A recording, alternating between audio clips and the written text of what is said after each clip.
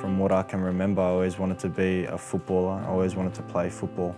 Any opportunity that I got. I think if you ask my parents at the age of maybe 2 or 3, you know, playing football in the house and actually splitting my head on the wall. So it goes back that far. From the age of 16, I remember training with the first team at Sydney. So to finally sign that contract for 2 years was great. It was a small reward for me in the work I'd put in my career before that, but I knew that it was just the start and really I had done nothing in football yet. I was always setting my mind to bigger and better things. I knew that my goal was definitely to play overseas in Europe. To find out that quite a historic Spanish club in the second division were after me for 3 years was a dream come true. Probably the real first time where I could say one of my long-term goals had been achieved at the age of 20. Within a week or two, it had obviously come up in the medical there that there was an issue with my heart. Within sort of 2 weeks, going from pretty much being on top of the world for me, or on top of my world, to sort of seeing those dreams come crashing down. And the hardest thing now and then was that there was nothing I could do about that. When I come back to Sydney, it was very difficult because I was meant to be moving away for 3 years. So to be back, home in my own bed within sort of 2 weeks was extremely difficult. I didn't really feel the full effects of it until, quite a few months later, once everything had sunken in.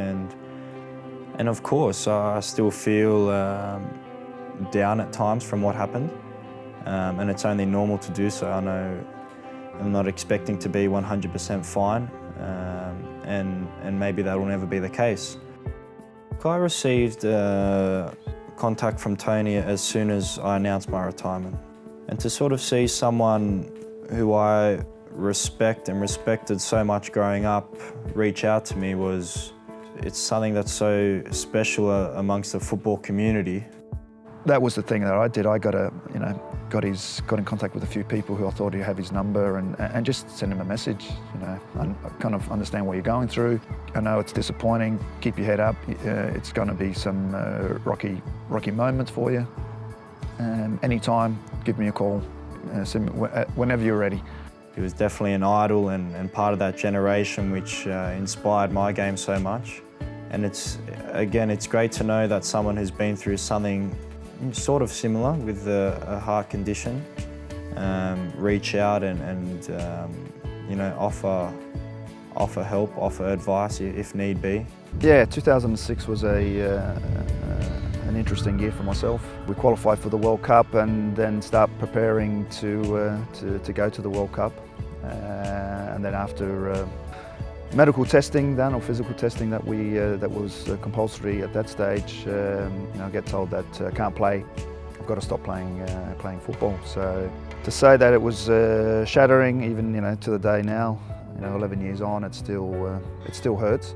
So it was disappointing at that stage, but I'm here still today to tell the story. And someone like Chris, Kiki in this situation is, he's a young kid. So even I probably can't understand what he's going through, because, I've had enough, fortunate to be at the end of my career. I've had 17, 18 years of professional football, and he's just starting on his journey. So for him, I can't imagine what it's like. It was great to receive that initial support from Tony, and it's great to now be here with him for the week, working with him, seeing how he operates with the boys on a weekly basis. I'm looking to gain more experiences, have more exposure, so I can become a young, successful professional coach, really.